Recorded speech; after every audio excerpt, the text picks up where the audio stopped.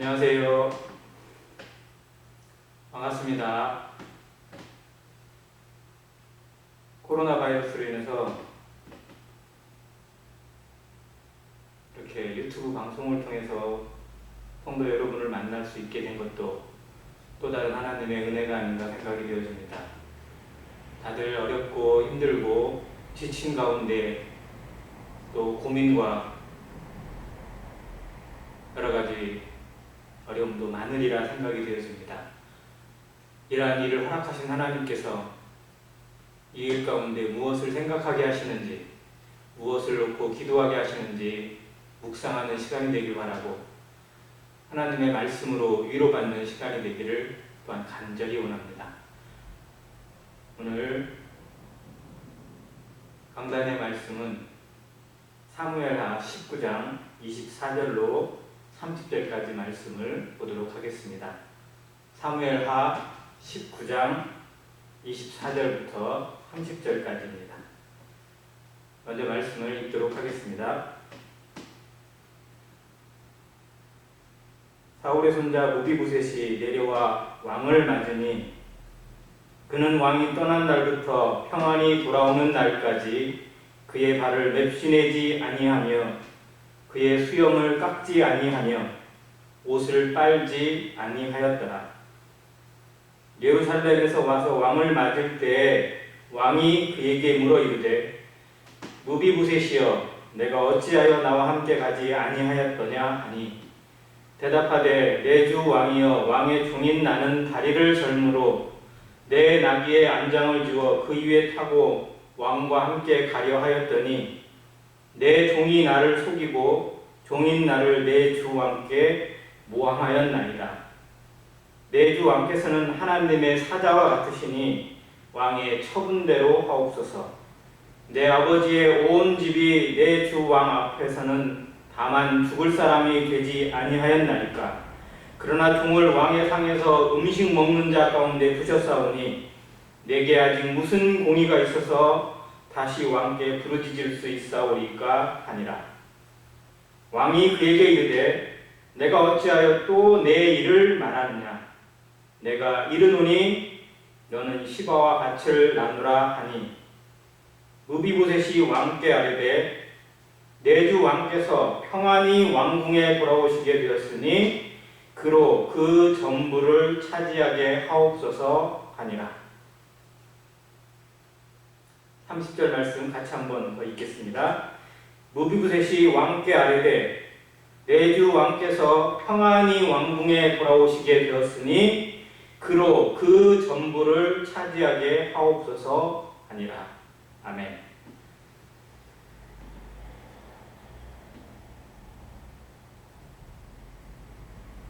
사람은 자기를 잘 아는 것 같지만 실상 너무도 모르는 경우가 많습니다. 자신이 어떠한 사람인지, 어떠한 현실 가운데 있는지, 또 어떠한 처지 가운데 머물러 있는지를 제대로 알지 못하고 다만 다른 사람의 상황과 비교해서, 남들과 비교해서 원망하거나 불평하거나 혹은 판단하는 경우가 너무도 많습니다. 그래서 세상엔 감사와 만족보다 불평과 원망과 판단과 비판이 넘쳐나는 것 같습니다. 자기 눈에 있는 들보는 보지 못하고 남의 눈에 있는 티끌만 바라보는 그러한 수준이 이 세상에 차고 넘치는 것입니다. 성도들의 삶에는 과연 어떨까요? 성도들은 정말 자신의 주어진 환경에 감사하고 또 주신 은혜에 만족하고 그것에 집중되어 있는지, 아니면 다른 사람과 여전히 비교하고 남들과 비교하면서 불평하고 원망하는 삶은 아닌지, 그런 중심이 하나님에게 있는지 세상에 있는지 살펴보기를 원합니다. 왜냐하면 삶의 평강은 세상에 있지 않고 물질에 있지 않고 그 어떠한 것에 있지 아니하고 오직 나의 중심을 지키는 것에 있기 때문입니다. 무릇 지킬 만한 것보다 더욱 내 마음을 지키라. 생명의 근원이 이에서 남이라는 잠언의 말씀처럼 우리의 중심을 하나님의 말씀으로 지킬 수 있을 때, 하나님의 은혜로 지킬 수 있을 때, 하나님의 복음으로 지킬 수 있을 때 이 평강을 잃어버리지 않게 됩니다. 다른 사람의 어떠한 것과 비교되지 않고 오직 위에 있는 그릇, 위에 있는 처소를 바라보는 소망 가운데 머물 수 있기 때문에 그렇습니다. 오늘 본문에 나타난 무비보셋이라는 사람을 통해서 무엇을 바라보는 사람인지, 무엇을 중점적으로 생각하는 인생인지, 그리고 그의 삶의 목표와 방향이 무엇인지 우리와 비교해보는, 그래서 내 중심과 살펴보는 시간이 되길 원합니다. 말씀의 제목을 그로 그 전부를 차지하게 하옵소서라고 잡아봤습니다. 그로 그 전부를 차지하게 하옵소서. 여기서 나타나는 그는 무비보셋을 모함했던 자기의 종 시바를 얘기합니다. 시바는 그의 아버지, 할아버지 사울의 때로부터 자신의 종이었습니다. 그리고 다윗에게 자신을 처음으로 소개한 사람이기도 합니다. 그러나 그는 충실한 종은 되지 못했던 것 같습니다. 다윗에게 처음 무비보셋을 소개할 때도 뭐라고 얘기를 하냐면, 요나단의 아들을 찾는 다윗에게 요나단의 아들이 하나 있긴 한데 그 아들이 절뚝발이라고 소개를 합니다. 그래도 찾으시겠냐는 겁니다. 절뚝발인데도 왕이 그를 맞이하겠냐고 묻는 대목입니다. 아무튼 우여곡절을 거쳐서 무비보셋은 왕의 아들처럼, 왕자처럼 왕의 식탁에서 먹는 권세를 누리게 되었고, 아버지, 할아버지 때 소유했던 모든 재산과 토지를 그의 재산으로 이어받게 되는 은총을 받게 됩니다. 그리고 시바는 그를 섬기는 종으로 자리 잡습니다. 그런데 본문에 나타난 사건의 배경전에 다윗의 아들 압살롬이 아버지를 몰아내겠다는 반역을 하게 되었고, 그 반역에 쫓겨서 피난길을 오르게 되는 대목이 나옵니다. 그때 다윗은 무비보셋이 자기와 함께 가기를 기다렸는데 무비보셋은 오지 않고 시바만 음식을 싸가지고 옵니다. 그리고 했던 말이 뭐냐면, 이 무비보셋이 그 왕궁에 여전히 남아있고 왕궁에 남아서 압살롬을 통해서 자신이 왕이 될 꿈을 꾸고 있다고, 왕권을 이어받을 그런 모략을 꿈꾸고 있다고 거짓말을 하게 됩니다. 그 거짓에 속아서 다윗이 분노해서 무비보셋에게 속해 있던 모든 재산과 토지를 시바에게 돌려주게 됩니다.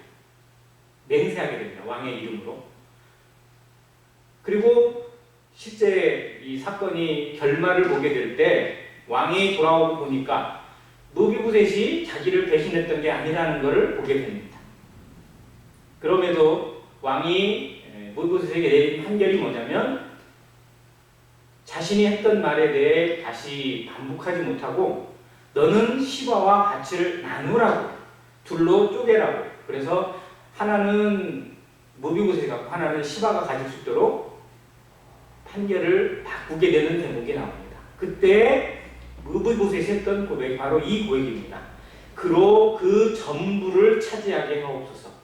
그 시바, 자기를 속이고 왕을 속이고 자기와 왕의 사이를 갈라냈던 그 거짓된 거짓말쟁이 시바에게 그 전부를 주라는 것입니다. 말도 안 되는 거 아닙니까? 벌을 주지는 못할 망정, 정말 쫓아내지는 못할 망정, 아니 심지어 왕을 속이고 자기를 속이고 그 모든 것에 화평을 깼던 사단의 추종자였던 시바의 모습을 생각하면 당연히 벌을 주고 죽이는 것이 마땅할 것 같습니다. 그런데 무비보셋은 뭐라고 얘기하냐면, 그로 그 전부를, 자신의 재산, 자신의 토지, 자신의 모든 것들을 그로 다 차지할 수 있도록 그에게 주라고 왕의 처음의 판결대로 그대로 시행하라고 이야기하는 것입니다. 어떻게 생각해보면 참 이해가 안 됩니다. 악인이 잘 되고 나를 속였던 사람이 잘 되는 것을 우리의 눈을 뜨고 보기를 정말 힘든 것입니다. 세상에서도 암이 잘 되는 것, 악한 사람이 잘 되는 것, 거짓말쟁이가 잘 되고 사기꾼이 잘 되는 것을 사람은 참아 볼 수가 없습니다. 그것도 그 사람이 나를 속여서 잘 됐다면 그건 절대 용서가 되지 않는 것입니다. 그런데 무비보셋은 자신의 중심이 어디에 있는지, 자신이 정말 원하는 바가 무엇인지를 여기에 담고 있습니다. 내 주 왕께서 평안히 왕궁에 돌아오시게 되었으니 라는 전제 조건을 달고 있다는 것입니다. 내가 정말 바라는 것은, 내가 정말 소망하는 것은 왕이 평안히 궁에 돌아오시는 게 된 것. 지금 이 한 가지 사실만으로 나는 만족합니다. 나는 감사합니다. 나는 모든 것을 이뤘습니다. 나에게 재산은, 저 토지는 아무 의미가 없습니다. 그에게 주든지 어떠하든지 나는 아무 관계가 없습니다. 내 마음은, 내 중심은 거기에 있지 않습니다. 재산에 있지 않고 토지에 있지 않고 땅에 있지 않습니다. 나의 모든 소망은 왕에게 있습니다. 왕만 평안히 돌아오시게 되었다면, 왕이 평안히 그 왕권을 회복하고 이 자리에 왕의 원래 위치로 회복이 될 수만 있다면 나는 그 무엇도 필요 없다고 고백하고 있는 것입니다. 이것이 무비보셋의 믿음입니다. 오늘 이 말씀을 통해서 무비보셋의 믿음을, 그리고 무비보셋의 신앙을 닮아가게 되기를 기도합니다. 우리 성도들의 마음에서 세상의 마지막이라고 부르짖는 이 때에 정말 코로나 바이러스가 성행하고 세상의 전쟁과 경제의 혼란과 자연 생태계가 파괴되고, 그리고 이 지구가 정말 언제 어떻게 될지 모르는 이 시국에 주님이 오늘 당장 오셔도 전혀 이상할 것이 없는 바로 오늘이라는 이 시간에 우리의 중심이 과연 어디에 있는지, 내가 바라보는 것은 무엇인지, 내가 정말 소망하고 내가 원하고 내가 기뻐하는 바는 어디에 있는지, 나의 본향은 정말 무엇인지, 나는 보이는 세상을 또 내 눈에 잡혀지는, 내 손에 잡혀지는 그 무엇에 만족해서 살아가는 인생인지, 아니면 보이지 않지만 영원한 하나님의 나라, 영원한 하나님의 보좌와 그 소망과 그 영원한 빛을 사모하면서 살아가는 성도인지 스스로를 돌아볼 수 있는 귀한 시간이 되기를 간절히 바랍니다. 무비보셋이 처음 다윗을 만난 장면을 사무엘하 9장에서 보여주고 있습니다. 무비보셋은 왕족입니다. 사울의 손자이자 요나단의 아들입니다. 그냥 있으면 아버지가 왕이 되고 또 자신도 그 왕위를 이어받을 수 있는 자격을 가지고 있는 귀한 신분으로 태어난 왕자입니다. 그러나 참 운명의 골짜기가 너무 깊어서 그가 5살 되던 때에 할아버지와 아버지 그리고 삼촌들이 하루 한날 전쟁터에서 블레셋과의 싸움에 패해가고 모두 다 전사하고 맙니다. 그리고 그 소식을 들은 그 왕궁에 있던 유모가 어린 무비보셋을 안고 도망을 가다가 땅에 떨어뜨리는 바람에 그는 두 다리가 절뚝발이가 되는 불구자가 되고 맙니다. 하루 한날 그의 인생이 완전히 뒤바뀌는 비극을 맛본 사람입니다. 그의 원래 이름도 무비보셋이 아닙니다. 그의 원래 이름은 무립바알입니다. 바알의 영웅이라는 뜻을 가지고 있습니다. 전쟁의 영웅, 그리고 블레셋과의 전쟁과 또 바알과의 전쟁을 선포했던 사울의 영향력을 받은 이름이라고 생각이 되어집니다. 그러나 그는 자신의 비참한 인생 가운데 또 자신의 이 정말 떨어져 있는 인생을 생각하면서 이름을 바꾸게 됩니다. 무비보셋으로. 부끄러움을 끼치는 자, 부끄러움을 해치는 자라는 뜻입니다. 그의 이름이 정말 어디에 내놓을 수 없는, 누구 앞에 설 수도 없는 부끄러움으로 가득 찬 인생임을 스스로 고백하고 있고, 그리고 부끄러움을 드러내는 인생으로 자신의 이름을 바꾼 것입니다.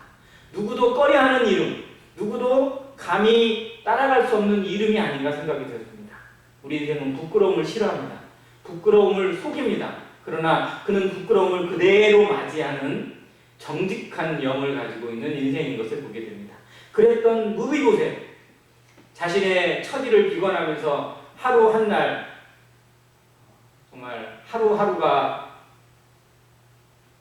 비극 같고 치열한 전투 같은, 정말 내일을 장담할 수 없는 그 삶을 살던 무비보셋에게 한 가지 소식이 들렸는데, 바로 다윗이 왕이 된 이후에 그를 찾고 있다는 소식입니다. 그가 다윗 왕 앞에 나아갑니다. 그 앞에 엎드렸습니다. 고개를 들어 왕을 감히 쳐다볼 수도 없습니다. 그때 다윗이 무비보셋을 부르면서 이렇게 얘기합니다. 두려워하지 말라. 내가 너에게 은총을 베풀리라 라고 하면서 내 아버지 요나단으로 말미암아, 그리고 너의 할아버지였던 사울이 가지고 있었던 모든 재산과 토지를 다 너에게 줄 것이다. 너의 모든 것들을 회복시킬 것이다. 그리고 너는 항상 내 상에서 먹게 될 것이다 라고 이야기합니다. 왕의 상 앞에 먹는 왕자가 되었습니다. 다윗의 아들처럼 입적이 되는, 양자가 되는 은혜를 누리게 되었습니다. 그의 부끄러운 두 다리는 왕의 식탁으로 가려지게 되었고, 왕의 상 앞에서 모든 것을 누릴 수 있는 특권을, 은총을 부여받은 사람이 되었습니다. 그때 무비보셋이 왕에게 이렇게 고백합니다. 이 종이 무엇이간데 왕께서 죽은 개 같은 나를 돌아보시나이까. 이 종이 무엇이긴데 왕께서 죽은 개와 같은 나를 불쌍히 여기십니까? 라고 고백합니다. 죽은 개를 본 적이 있습니다.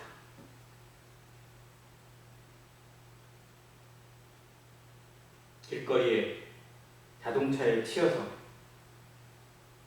배가 터져나오고 짓이겨져서 처절하게 죽어있는 그 개를 보면, 그 죽은 개를 보면 쳐다보기도 싫은, 아니 쳐다볼 수도 없는 비참함을 느끼게 됩니다.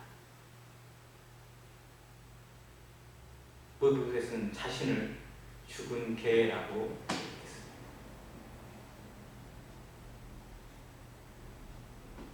하나님 앞에 우리 성도들이 예배 시간에 고백하는 기도이기도 합니다.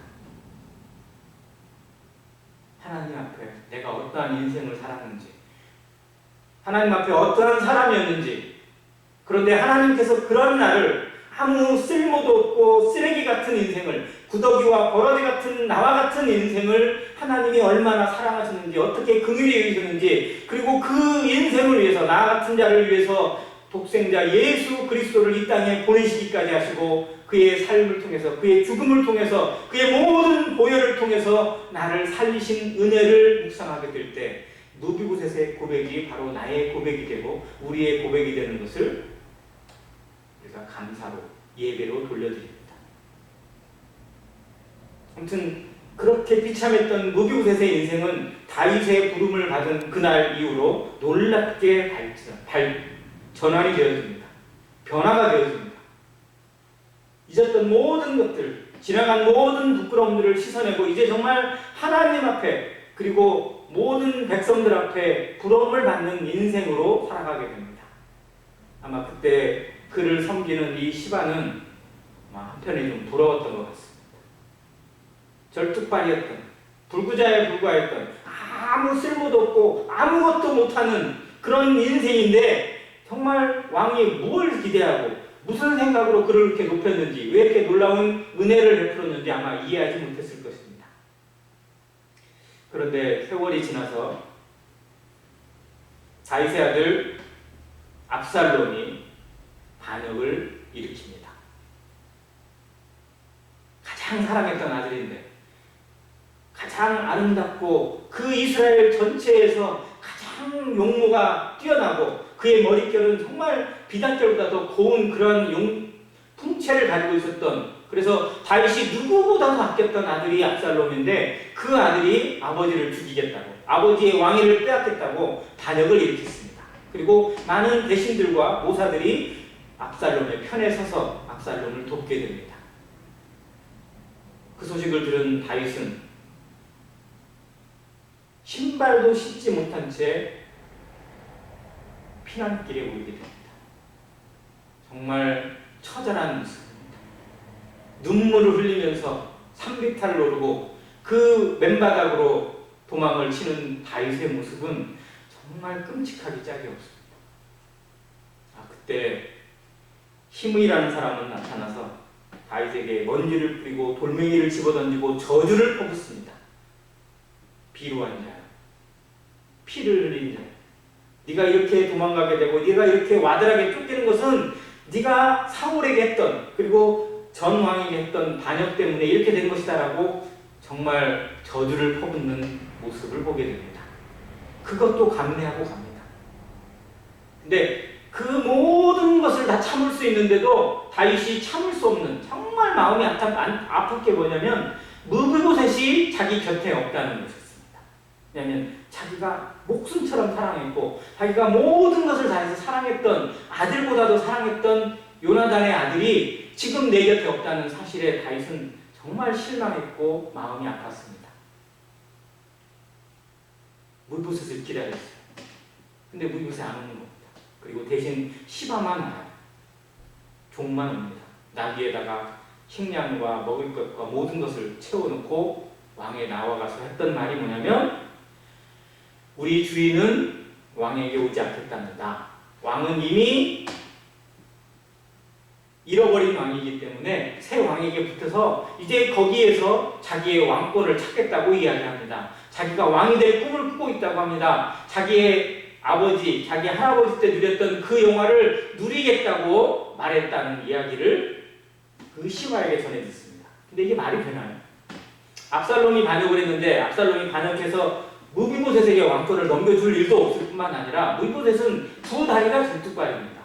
그가 왕이 된다는 꿈은 누가 생각해도 말도 안 되는 이야기입니다. 근데 다윗이 얼마나 그날 밤에 실망했고 얼마나 비참했는지 그 말이 자신의 마음에 너무 무겁게 다가와서 정말 안타까움이 비난으로 바뀌게 되고 분노로 바뀌게 되어서 시바에게 맹세를 해버린 것입니다. 무비보셋에게 있는 것이 다 너의 것이다. 그때서야 시바가 왕 앞에 엎드립니다. 시바는 그 전에 엎드렸다는 기록이 없어요. 자기가 왕 앞에 나서는 일들이 여러 번 있었던 걸로 기록이 되어 있지만 왕 앞에 엎드려서 경배를 드린 모습은 바로 그 재산을 자기의 것으로 받을 때에 엎드렸습니다. 왕 앞에 엎드려서 왕에게 은총을 받기를 바란다 이야기합니다. 그가 어떤 사람인지, 그가 원하는 것이 무엇인지 정말 제대로 살펴볼 수 있는 대목입니다. 무비보셋은 자신을 불렀을 때에 엎드립니다. 자신을 불러주었을 때, 자신에게 은총을 내린 다윗 앞에 엎드려서 예배했습니다. 시바는 재산을 얻게 되었을 때, 세상에 있는 것들을 얻게 되었을 때 엎드립니다. 그가 어떠한 사람이었는지, 그의 진면목이 무엇인지를 이 대목에서 살펴볼 수 있습니다.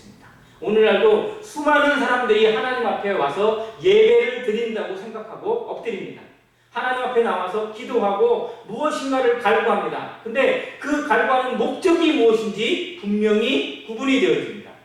하나님의 부르심을 받은, 하나님의 은총을 입은 예수 그리스도로 말미암아 감사하는 인생인지, 아니면 하나님이 주시는 어떠한 세상에 있는 복이나 물질이나 권세나 부여로 말미암아 하나님을 찾는 인생인지 구분이 되어지는 것입니다.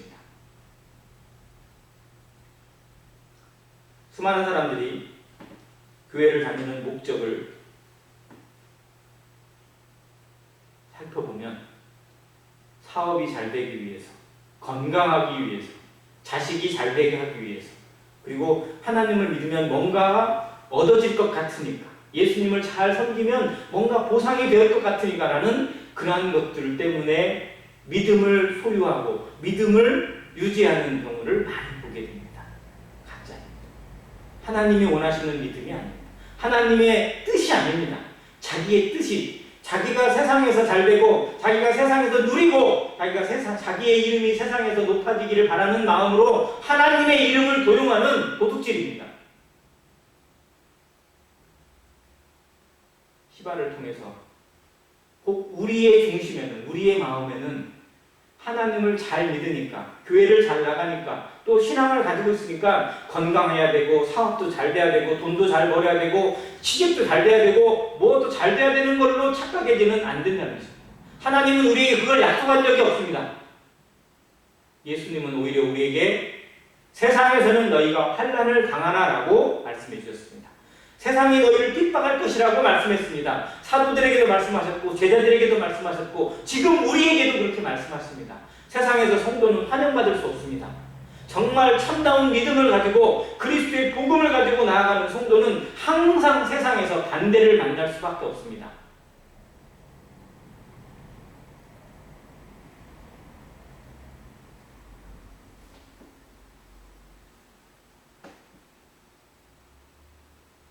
다윗이 피난길에 올라 아들 압살롬과 대적을 하게 되는 기간이 약 3개월 정도라고 합니다. 3개월 정도가 지났을 때 전세가 역전되어집니다.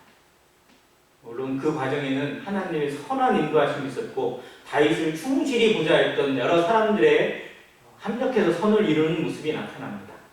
아무튼 그런 과정을 통해서 압살롬은 죽게 되고 다윗은 승리해서 다시 예루살렘으로 돌아올 수 있게 됩니다. 근데 예루살렘에 돌아오기까지 24절에 무비보셋의 삶을 성경이 이렇게 기록하고 있습니다. 사울의 손자 무비보셋이 내려와 왕을 맞으니 그는 왕이 떠난 날부터 평안히 돌아오는 날까지 그의 발을 맵시내지 아니하며 그의 수염을 깎지 아니하며 옷을 빨지 아니하였더라. 왕과 함께 떠나려고 했는데 시바가 속여서 결국 왕과 함께 갈 수가 없게 되었습니다. 그 왕국에 남게 되었습니다. 그러나 그냥 남겨져 있지 않았다는 것입니다. 왕이 돌아오는 날까지 약 3개월의 기간 동안 그는 무엇을 했을까요? 발도 맵시내지 않고 수염도 깎지 않고 옷도 갈아입지 않고 그는 그 3개월 동안 과연 무엇을 했을까요? 그는 기도를 했을 것입니다. 무엇을 위해 기도했을까요? 다윗이 평안히 돌아오기를, 자기의 왕이, 하나님의 종이 평안히 이 다시 왕궁으로 돌아올 수 있기를 간절히 기도했을 것입니다. 그 누구보다도 다윗을 사랑했던, 그리고 다윗을 목숨보다, 자기의 생명보다 더 아꼈던 무비보셋의 마음이 그의 이 모습 가운데 담겨져 있습니다.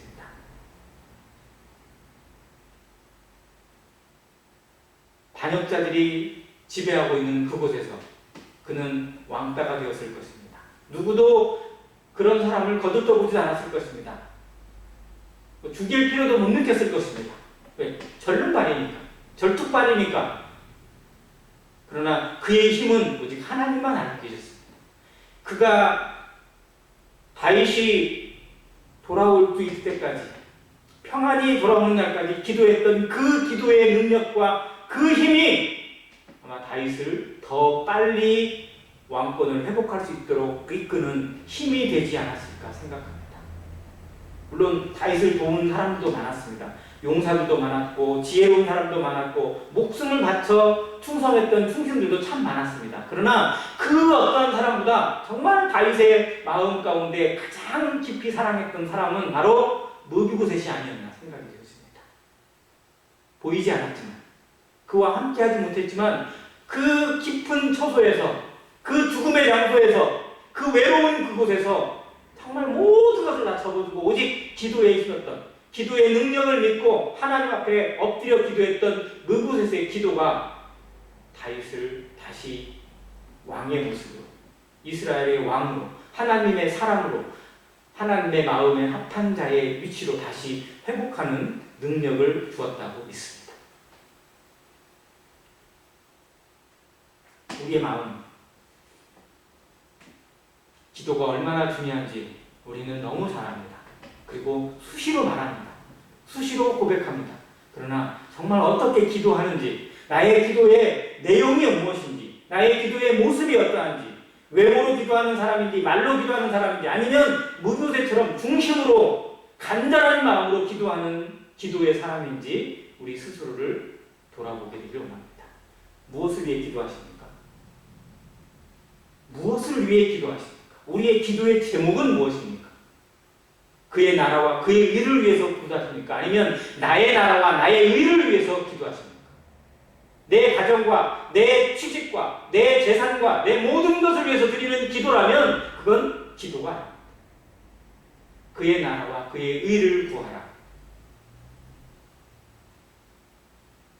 하나님의 나라를 위해, 하나님의 의를 위해, 복음을 위해서, 교회를 위해서, 그리고 영혼의 구원을 위해서, 이 나라를 위해서, 세상의 평강과 복음의 평단한 능력을 위해서, 성령의 역사를 위해서 우리의 삶이 기도의 삶이 되기를 원하고, 그리고 그 기도에 우리의 목숨이 드려지기를 구합니다. 그것이 마지막 시대를 살아가는 안행교회 성도들의 사명이 아닌가 생각이 되었습니다.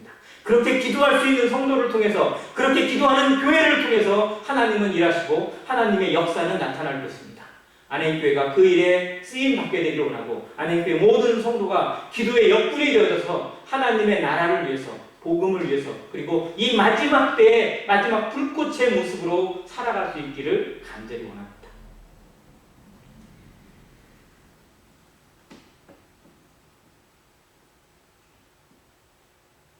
왕이 돌아와서 무비보셋의 모습을 보았을 때 어떤 마음이 들었을까요?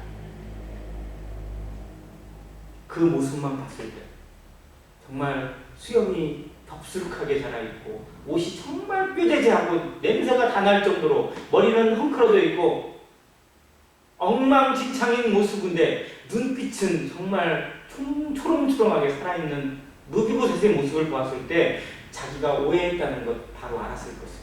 자기가 잘못 생각했다는 걸 바로 알았을 것입니다. 그가 왜 자기와 함께하지 못했는지, 그리고 누가 자기를 속였는지 아마 그 순간에 알았을 거라고 믿습니다. 근데도 묻습니다. 혹시나 하는 마음. 무비보셋이 대답을 합니다. 이러이러했고 이러이러한 상황 가운데서 종이 나를 속이고 왕과 사이를 갈라냈습니다. 이것이 사단이 하는 일입니다. 거짓과 속임수로 사람의 사이를 갈라냅니다. 사단의 주특기입니다. 성도들 사이를 이간하거나, 그리고 거짓으로 사실인 것처럼 속입니다. 사람들의 마음을 미혹합니다. 세상을 미혹하고 성도들의 마음을 미혹하고 교회를 분란시키는 일들, 사단이 하는 일입니다. 시바의 모습을 통해서 혹 나에게 누군가에 대한 시기심이나 또 이간질하는 마음이 혹 나에게 일어난다면 즉시 회개하시기를 바랍니다. 우리는 언제든지 시바처럼 사용될 수도 있습니다. 왜? 우리 안에 본성이 있기 때문에. 그러나 절대 그것에 넘어가서는 안 되고 그런 도구가 되어서는 안 됩니다. 우리는 하나님의 영, 그리스도의 생명을 소유하고 있고 성령을 소유하고 있는 하나님의 자녀이기 때문에 그렇습니다. 이 본분을 놓치지 않고, 이 능력을 잃지 않고, 성령의 충만함을 놓치지 않는, 성령의 은사가 나타나는 아름다운 삶이 되길 바랍니다. 육신으로 사는 삶이 아니라 사단의 무기가 되어, 사단의 도구가 되어 살아가는, 끌려가는 인생이 아니라 정말 그 모든 것을 다 청산하고, 죄를 청산하고, 하나님의 빛이 나타나고, 하나님을 향한 기도가 나타나고, 열매가 나타나고, 향기가 나타나는 성도의 삶을 살아낼 수 있도록 모두를 위해서 기도하는 안행교회 성도가 되시기를 간절히 바랍니다. 다윗이 자기가 성급했던 실수를 깨닫고 판결을 바꿉니다.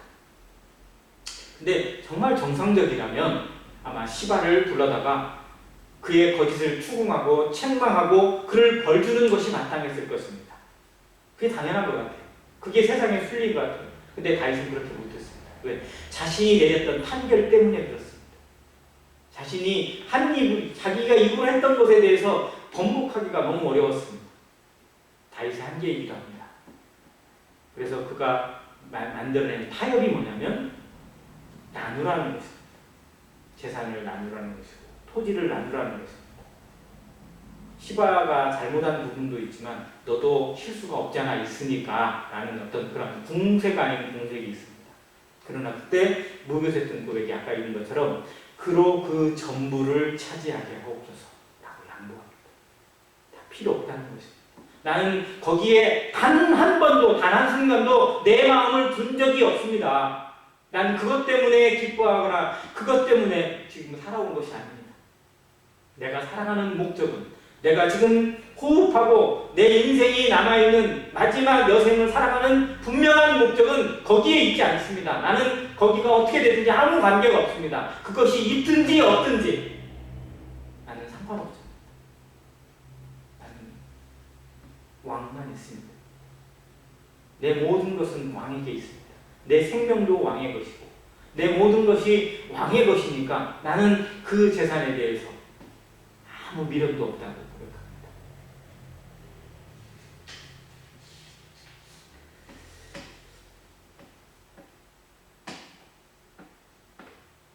어찌 보면 이곳에서는 참 억울한 일을 당한 사람이 분명합니다.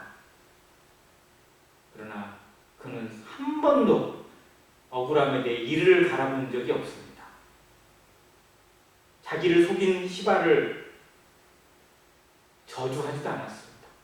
그에게 벌을 내려달라고 왕에게 요청하지도 않았습니다. 지금 이상한 것 같아요. 잘못한 사람, 속인 사람, 사기꾼 벌을 받아야 되잖아요. 특히 나를 속이고 나를 왕 사이를 갈라놓은 그 잘못된 종에 대해서 벌을 내는 게 당연한 거 아니에요? 그러나 그는 그렇게 말하지 않았고 그렇게 생각하지도 않았습니다. 그래서 평강을 잃지 않았던 것입니다. 우리가 세상에서 살아가면서 왜 마음의 평강을 잃을까요? 왜 분노가 일어나고 참을 수 없는 욕이 튀어나오고 또 어려운 일이 일어나고 또 원망이 끊임없이 일어나게 될까요? 그것은 우리의 중심이 항상 하나님에게 있다고, 예수 그리스도를 믿는 믿음에 있다고 하면서도 세상과 연결되어 있는 이 끈을 놓지 못하기 때문이라고 믿습니다. 내가 손해보면 안 되니까. 나는 억울한 일 당하면 안 되니까. 나는 결코 그럴 수 없으니까. 억울한 거 참을 수가 없습니다. 모함받고 무시받는 것 참을 수가 없습니다. 그래서 분노가 일어나고 어떻게 됐든 싸워야서 다시 바로잡고 싶은 마음이 항상 있습니다. 그러다 보니 조바심이 있고 비교하게 되고 판단하게 되고 또 저주하게 됩니다. 그런데 한번 생각해 보시기 바랍니다. 가장 억울한 일을 당한 분은 누구일까요? 가장 억울한 일을 당한 분은 과연 누구일까요? 바로 예수 그리스도십니다. 예수님보다 더 억울한 일을 당한 사람 없을 것입니다. 예수님 그 억울한 일을 당하시고 그 저주를 받고 그 수모와 그 부끄러움을 당하시면서 한 번도 원망하시지 않아요. 저주하신 적이 없습니다. 그 입을 열지 아니하였다고 성경이 기록하고 있습니다. 모든 것을 하나님에게 맡겼습니다. 그것이 하나님의 뜻이라고 믿었고 그것이 하나님이 내게 맡기신 사명으로 받았기 때문에 하나님이 맡기신 하나님의 능력으로 받았기 때문에 예수님은 결코 그 평강을 잃지 않았고 십자가의 죽음과 그 부끄러움도 그저 하나님의 것으로 받을 수 있었습니다. 자기를 못 받고 저주하는 사람들을 위해서 기도할 수 있었고 그들을 구해달라고 정말 간절히 눈물로 기도할 수 있었던 것입니다. 우리가 예수님의 마음을 담자고 예수님을 배우자고 입으로 그렇게 외치면서도 왜 안 될까요? 우리는 세상과 담을 쌓지 않겠습니다. 잘라내지 못합니다. 그래서 예수님만 바라보고 하나님만 바라보는 것이 내 삶에서 정말 그렇게 어려운 것을 살펴볼 수 있습니다. 무비보셋을 통해서 이 삶을 조금이나마 배워갈 수 있기를 원합니다. 정말 나는 세상에 미련이 없나요? 세상에 있는 것들, 세상에서 주어져 있는 모든 것들에 대해서 정말 미련을 다 버릴 수 있습니까? 오직 하나님만, 오직 예수 그리스도만이 내 모든 것이고 내 인생의 주인이라고 감히 고백할 수 있습니까? 만약 그렇다면, 그것이 내 인생의 고백이라면 우리는 절대 평강을 잃어버릴 일이 없을 것입니다. 그것이 고난을 허락하시고 또 어려움을 허락하시면서 우리에게 연단을 배우게 하시는 하나님의 뜻입니다. 세상에 있는 것들은 다 지나갑니다. 없어질 것들입니다. 다 사라지는 것입니다. 과연 우리는 무엇을 바라보는 자인지, 우리의 중심은 과연 어디에 머물러 있는 인생인지, 보이는 것인지 보이지 않는 것인지, 보이는 것은 잠깐이요 보이지 않는 것은 영원함이라고 입을 통해서 그렇게 잘 외우고 묵상하고 감사하고 찬양하지만 정말 내 중심에서, 내 양심의 그 한 끝에서부터 보이지 않는 것만, 영원한 것만 바라는 영생의 가치를 누리고 있는 성도인지, 아니면 이것도 취하고 저것도 놓칠 수 없는 이중적인 잣대를 가지고 있는 미지근한 신앙의 성도인지 우리 중심을 살펴보기로 합니다. 하나님 앞에서 정직하게 내 삶을 돌아보고 내가 정말로 바라고 원하고 소망하는 것은 무엇인지 그것을 놓치지 않게 되기를 간절히 기도합니다.